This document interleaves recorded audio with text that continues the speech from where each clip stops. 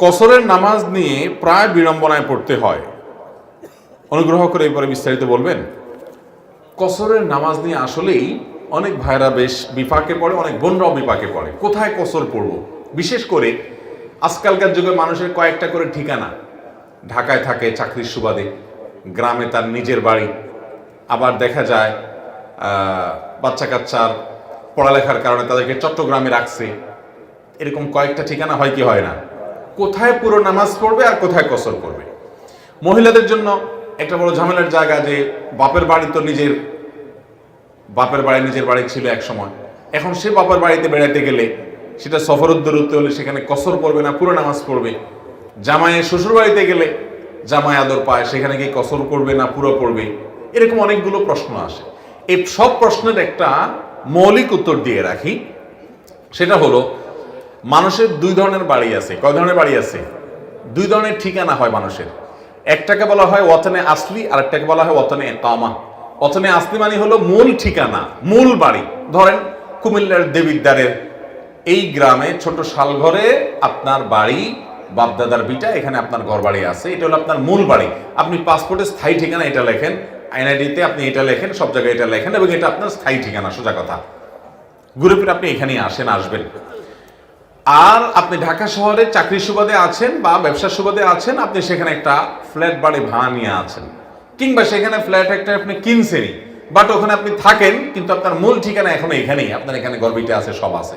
তাহলে দুই রকমের ঠিকানা হলো, একটা মূল ঠিকানা আর হলো বসবাসের ঠিকানা, যে ওখানে বসবাস করতেছেন। এই দুই জায়গাতে ফুল নামাজ পড়বেন। মূল ঠিকানাতেও ফুল নামাজ পড়বেন, বসবাসের ঠিকানাতেও ফুল নামাজ পড়বেন। একজন সৌদি আরবে থাকেন, কাতারে থাকেন, দুবাইতে থাকেন, পৃথিবীর কোনো দেশে থাকেন, চাকরির সুবাদে গেছেন, সেখানে কাজ করেন, তো সেখানে আপনার একটা থাকার রুম আছে, কক্ষ আছে, আপনি সেখানে আছেন, সেটা আপনার বসবাসের ঠিকানা, ওয়াতনে ইকামা। ওখানে আপনি পুরো নামাজ পড়বেন, কারণ সেখানে আপনি মুসাফির না, আপনি সেখানে বসবাস করতেছেন রীতিমতো এখন। আবার যখন দেশে আসবেন, নিজের বাড়িতে, গ্রামে ছুটিতে আসছেন, তারপরও আপনি সেখানে পুরো নামাজ পড়বেন আপনার গ্রামে আসলে, কারণ এটা আপনার মূল ঠিকানা। কারণ মানুষের মূল ঠিকানা, বসবাসের ঠিকানা, এই দুই জায়গায় কি করতে হয়? পুরো নামাজ পড়তে হয়। বসবাসের ঠিকানাও না, মূল ঠিকানাও না, এরকম যদি হয় সেখানে কসর আপনি পড়বেন, যদি সফরের দূরত্ব হয়। এখন অনেকের আছে দুইটা তিনটা করে ঠিকানা। যেমন বললাম, ঢাকায় চাকরি করেন, সেজন্য আপনি মেসে থাকেন, ওটা আপনার একটা ঠিকানা, সেখানে দীর্ঘদিন আপনি বসবাসই করতেছেন রীতিমতো। তাহলে সেখানে আপনি বসবাস করেন, যেহেতু আপনার একটা রুম আছে ভাড়া নেওয়া, আপনি সেটা মাসে মাসে ভাড়া দেন, থাকেন, তার থাকার জায়গা আছে, ওখানে পুরো নামাজ পড়বেন। আবার গ্রামের বাড়িতে আপনার মূল ঠিকানা, সেখানে আপনি পুরো নামাজ পড়বেন।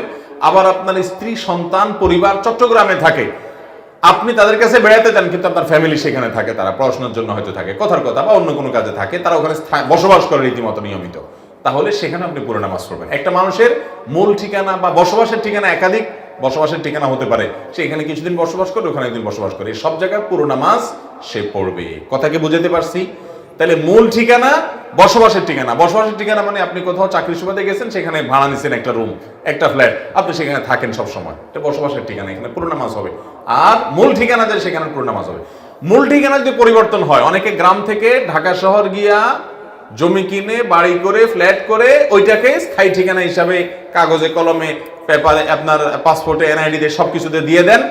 গ্রামে তার আসলে তেমন কিছু আর নাই, বাপদাদার ভিটা আছে, ভাগযোগ হয়ে গেছে, সে তার অংশ বিক্রি করে নিয়ে গেছে, কিংবা দিয়ে দিছে, তার কোনো এখানে থাকার ব্যবস্থা নেই।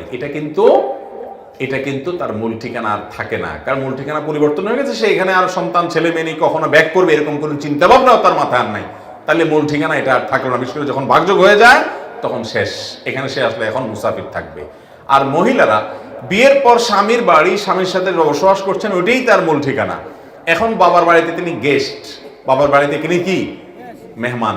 এই জন্য মহিলারা বাবার বাড়ি যদি সফরের দূরত্বে হয় আর 2-4 দিনের জন্য মেহমান হিসেবে বেড়াতে যায়, তিনি সেখানে কসরের নামাজ পড়বেন। যদি এমন হয় কোনো মহিলার বাবার বাড়িতে তার থাকার ঠিকানা আছে, তার থাকার কক্ষ আছে, এবং তার রুম আছে, এবং কি অনেকে আছে ঘর জামাই থাকে, বাচ্চাকে জেনে সেখানে থাকে, তাহলে তিনি সেখানকার বসত বাড়ি, এটাও তার একটা ঠিকানা, সেই হিসাবে তিনি পুরো নামাজ পড়বেন। বাকি বাংলাদেশের 99% মহিলাদের এরকম না, বরং বাবার বাড়িতে তিনি ভাইদের মেহমান হয়ে, মা বাবার কাছে মেহমান হয়ে যান, এই অবস্থায় তিনি সেখানে কসরের নামাজ পড়বেন, পুরো নামাজ পড়বেন না। কথা কি বুঝাতে পারছি? আর অনেক প্রশ্ন থাকতে পারে, আমি মৌলিক শুধু চিত্রটা তুলে ধরার চেষ্টা করলাম।